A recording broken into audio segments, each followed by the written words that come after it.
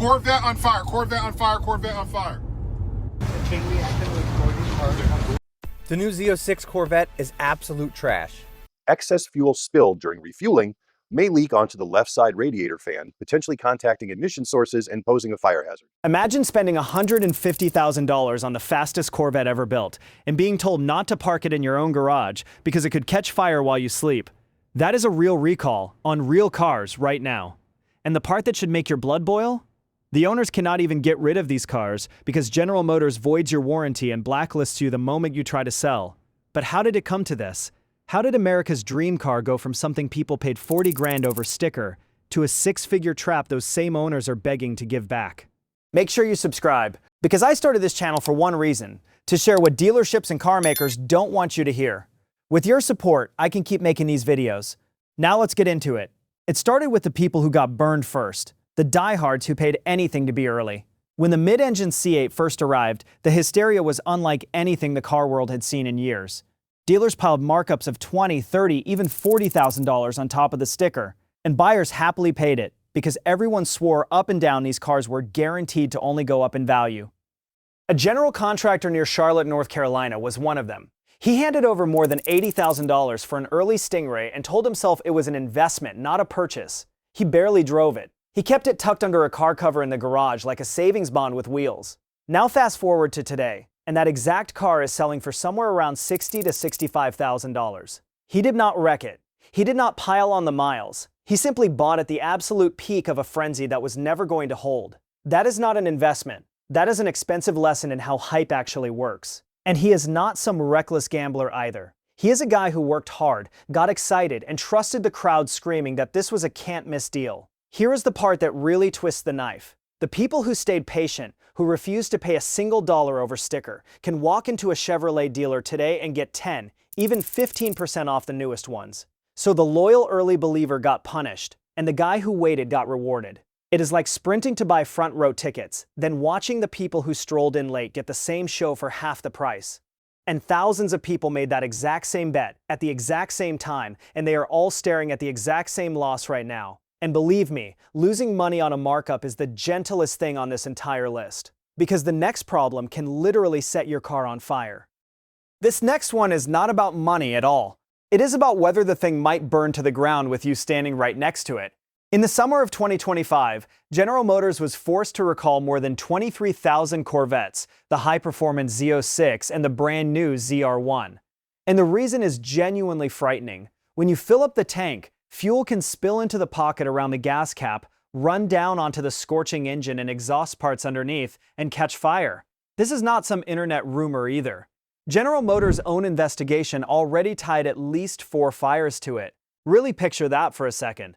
You just spent well over $100,000 on the most track-focused Corvette ever built, and the company that made it is warning you it could go up in flames at the pump. A retired airline pilot just outside Scottsdale, Arizona, bought his Z06 as the reward for a 40-year career in the sky. Now he parks it out on the driveway, far from the house, waiting on the dealer to bolt in a little metal shield that keeps spilled fuel away from the exhaust. Really think about that fix. The solution to a 6-figure supercar fire risk is basically a splash guard. When the reward for buying the most expensive Corvette on the lot is being told not to park it near your own home, you start to understand exactly why people want out. And if a fire risk were the only problem here, some owners might have gritted their teeth and lived with it. But fire is not even the only way one of these cars can turn on you. The C8 has a front trunk, up where the engine used to sit, and owners call it the frunk. On the early cars, there was a serious flaw in the latch that holds it shut. If that front hood was not perfectly latched, you could pull onto the highway, build up to speed, and have the entire hood suddenly fly up and slam back into your windshield, wiping out your view of the road at 70 miles an hour. General Motors had to recall cars over exactly that. A saleswoman who commutes across the Kansas City, Missouri area had it happen to her out on the interstate, and she said it was like a bedsheet snapping up over the glass with zero warning. One second she could see the road, the next second she was flying blind at speed in a car that does not exactly ease to a stop. She wrestled it onto the shoulder with her hands shaking, and she never trusted it the same way again. Sit with that design failure for a second. This is a 200-mile-an-hour machine, and one of its recalls is that the hood can flip up and blind the driver because a latch did not catch. That is the kind of thing you would almost forgive on a tired old commuter car, not on the flagship sports car of an entire country. And it feeds right into the same creeping fear every one of these owners describes, that slow, sinking realization that the car they worshipped might never have actually been finished before it got shipped to them. But a hood flying up is at least a fluke you can almost explain away. The next problem is wired right into how the car drives every single day. The C8 Corvette runs a dual-clutch automatic, an 8-speed that is supposed to fire off gear changes quicker than you can even think. And when it works, it truly is spectacular, some of the best shifting in the entire business. But when it does not work, it becomes a nightmare on wheels. Owners have been reporting the transmission shuddering, leaking fluid, clunking hard between gears, and in the worst cases failing completely and leaving them stranded on the shoulder. General Motors has quietly pushed out something like 17 separate service bulletins trying to chase these faults down, one patch after another. And when the independent reliability testers ran the numbers, they rated the newest Corvette as less dependable than the average new car on the road. Let that comparison really land. Less reliable than a plain economy sedan on a machine that starts near $70,000 and climbs well past $150,000. A small business owner in the Sacramento, California area saved for the better part of a decade to buy hers. It was the one true splurge of her entire life. And inside the first year, the transmission started banging into gear so violently that she was genuinely scared to take it on the freeway. 3 separate trips to the Chevrolet dealer and it still was not fixed. So she did what a growing number of these owners are now doing. She filed a lemon law claim to force General Motors to buy the car back. Her dream car became a legal case with a file number. And she is nowhere near alone. Open any Corvette owner forum and you will find thread after thread of people documenting the same shudder, the same leaks, the same weeks-long waits on parts while a car worth as much as a house sits dead in a service bay. When that many owners are all describing the exact same failure, it stops being bad luck and starts being a pattern the manufacturer shipped anyway. That is the quiet reality nobody selling you the fantasy ever puts in the brochure. But the real trap, the one that pins owners down even when they are desperate to leave, is something General Motors built on purpose. Here is where bad luck turns into something that should genuinely make your blood boil. General Motors put a rule on its most exclusive Corvettes, the ZR1 and the even wilder ZR1X. If you buy one and then sell it inside the first 12 months, GM will void your warranty and ban you from ever buying another special Corvette again. Say that out loud. You buy the car. You pay every single dollar of a $200,000 price tag. It is legally, completely yours. And the manufacturer still claims the right to punish you for daring to sell your own property. Picture what that does to an owner who suddenly hits a rough patch and needs the cash, or who simply changes his mind. He is trapped. He either sits on a car he no longer wants, or he sells it and loses the factory warranty on a machine we already know can catch fire and grenade its own transmission. That is not a company protecting its brand. That is a company reaching right into your garage and dictating what you are allowed to do with something you already own outright. Honestly, I have never once understood how any of that holds up, and clearly I am not alone, because owners are absolutely livid about it. Imagine a builder selling you a house, then telling you that if you sell it within a year, he is going to come rip out all the plumbing. That is essentially the deal here. A guy in the Austin, Texas area learned exactly how that feels. He bought one of the limited ZR1s, and then a family emergency hit and he needed the cash fast. The moment he sold the car to cover it, General Motors pulled his warranty and quietly flagged him so he could never order another special Corvette again. He did nothing but sell a car he had paid full price for during the worst month of his year, and the company blacklisted him for it. That is who these rules actually punish. Not the wealthy collector with 10 cars in a climate-controlled barn, the regular owner whose life did not go according to plan. But General Motors has a very specific reason for playing these games, and to see it, you just have to follow the money. Remember the Z06, the one sitting under that fire recall? Just a couple of years ago, you could not get your hands on one without begging a dealer and paying a giant markup on top of sticker. Today, there are over 1,400 of them sitting unsold on dealer lots around the country, and stores are slashing prices well below sticker just to move the things.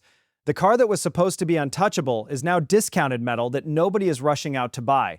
So picture the guy who paid $40,000 over sticker to get his Z06 early, back when it was the single hottest car in America. He is now watching brand new ones sell for less than he paid, while his own is worth even less as a used car, and it is sitting under an active fire recall on top of all of it. Every single angle you look at that deal from, he lost. It is like camping outside the store for the newest phone, paying a scalper triple to skip the line, and then watching that exact phone drop to half price a year later, while everyone ignores it for the next model. And the reason the Z06 collapsed like this is almost comical. Buyers stopped chasing it because they were all holding out for the next, faster, more expensive one to arrive. So the second a shinier Corvette got announced, the one they already bought turned into yesterday's news.